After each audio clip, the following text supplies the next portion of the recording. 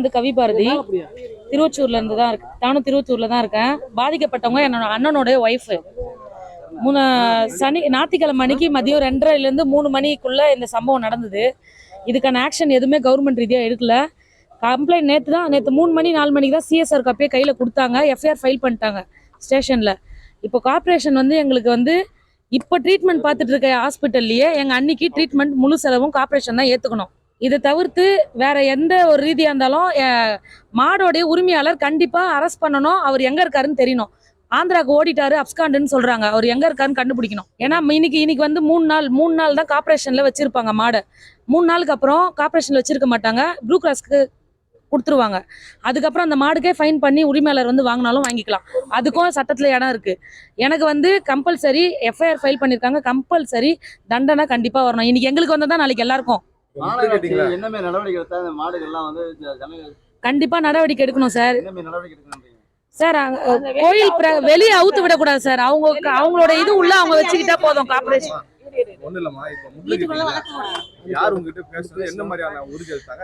Naveen sir Jai இங்க பேசுறது வந்து டிஎம்கேல இருந்து எங்க வார்டு எம்சி தனியார் சார் பேசினார். அவர் வந்து இப்ப நான் மேல இடத்துல பேசியிருக்கேன், எல்லா ஆக்ஷனும் நடந்துட்டு தான் இருக்கு, நான் நடவடிக்கை எடுத்துன்னு தான் இருக்கேன் அப்படின்னு சொல்லியிருக்காரு. அப்படி அவங்களே பண்ணலாலும் நான் உங்களுக்கு பண்ணி தரேன் அதே ஹாஸ்பிட்டல்ல வச்சுன்னு சொல்லி இப்ப எல்லார் எதிரிலையும் தான் வாக்குறுதி கொடுத்துருக்காரு எனக்கு. அதே இப்போ எங்க இருக்காங்களோ அதே ஹாஸ்பிட்டல்ல வச்சு ட்ரீட்மெண்ட் பார்க்கணும் அவங்களுக்கு. ஏன்னா சின்ன குழந்தைங்க வச்சிருக்காங்க. 2 வயசு பாப்பா இருக்கு அவங்களுக்கு. கிட்டத்தட்ட நான் நேற்று சொன்னது வந்து 40 தையல் தான் சொன்னேன். நேற்று நைட்டு தான் தெரியும் எனக்கு. ஏன்னா நேற்று நான் ஃபுல்லாக ஸ்டேஷனு மீடியான்னு இங்கேயே இருந்துட்டேன், ஹாஸ்பிட்டல் போன பிறகு தான் தெரியும் 60 தையலுக்கு மேலே போட்டிருக்காங்க அவங்களுக்கு காலில். இப்போ தலையில் வந்து அவங்களுக்கு திடீர்னு ஏஞ்சி உட்காடுறாங்க, கான்சியஸே இல்லை. அவங்க பாட்டு படப்படன்னு பேசுகிறாங்க, கொஞ்ச நேரத்தில் மயங்கிடுறாங்க. சிடி ஸ்கேன் எடுக்கவும் போயிருக்காங்க. நேற்று எம்ஆர்ஐ ஸ்கேன் எடுத்தாச்சு. ரைட் ஹேண்ட் சைடு ஷோல்டரில் வந்து 2 இடத்துல ஃப்ராக்சர் ஆயிருக்கு அவங்களுக்கு. எனக்கு அதே ஹாஸ்பிட்டலில் வச்சு என்ன ட்ரீட்மெண்ட்டோ கடைசி வரலாம். ஏன்னா இதோட டிஸ்சார்ஜ் ஆகி போனோட முடியாது. ட்ரெஸ்ஸிங் பண்ணணும், வாரத்தில் 1 நாள் வர சொல்லுவாங்க, இல்லை 3 நாளைக்கு ஒரு வாட்டி வர சொல்லுவாங்க. கம்பல்சரி ஒரு 3 மாதம் இல்லை 4 மாதம்னாலும் இழுக்கும். எனக்கு கடைசி வரல என்னவோ இங்கே எனக்கு ஆப்ரேஷன் வந்து ஏற்றுக்கணும். எனக்கு கண்டிப்பாக வந்து அதே ஹாஸ்பிட்டலில் வச்சு தான் பண்ணணும். அந்த கவர்மெண்ட் ஹாஸ்பிட்டலுக்கு அனுப்புகிறேன், ஹாஸ்பிட்டல் மாத்திரனால எனக்கு அந்த ஹாஸ்பிட்டலில் வச்சு எனக்கு பண்ணி கொடுத்துருங்க. அதிகாரிங்க வந்து அந்த வார்டு 10ஆம் நம்பர் வார்டு, அது அந்த ஹாஸ்பிட்டல் வார்டில் இருக்க கார்பரேஷன்லேருந்து கார்த்திகான்னு சொல்லிட்டு ஒரு மேடம் வந்து பார்த்தாங்க காலையில். மற்றபடி வேறு யாரும் வரல. ஸ்டேஷன்லேருந்து நேற்று வந்தாங்க. திருவொற்றூரில் ஒரு அம்மாவுக்கு மாடு தெருவில் நடந்துட்டு இருக்கும்போது மாடு வந்து மிரண்டு வந்து அவங்கள முட்டி அவங்க வந்து ஹாஸ்பிட்டலில் அட்மிட் செய்யப்பட்டிருக்கு. அந்த அம்மா வந்து நல்லபடியாக தான் இருக்காங்க. மாடு உரிமையாளர் யாருன்னு காவல் நிலையத்தில் புகார் அளித்து காவல்துறை உரிமையாளரை தேடி வராங்க.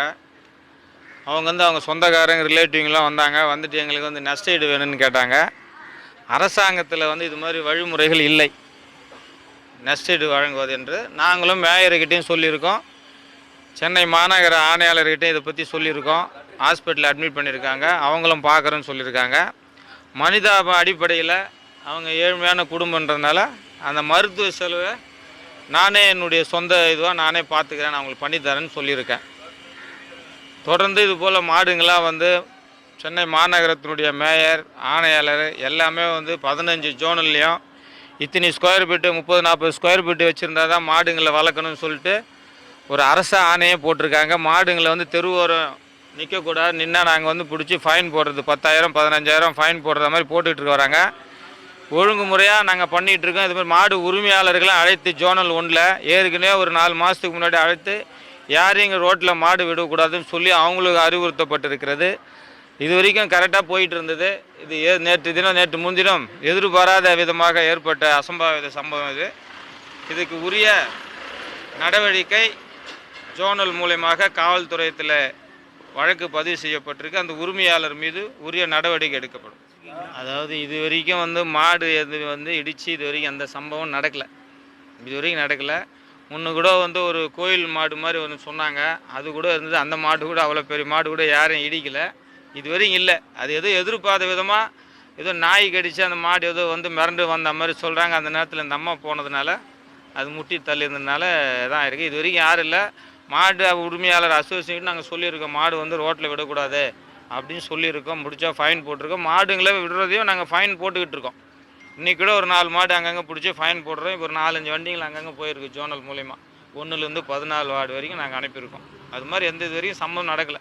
சிகிச்சைக்கு தான் நானே வந்து என் சொந்த செலவுலேயே மனிதாப அடிப்படையில் அவங்களுக்கு பண்ணித்தரேன்னு சொல்லியிருக்கேன்.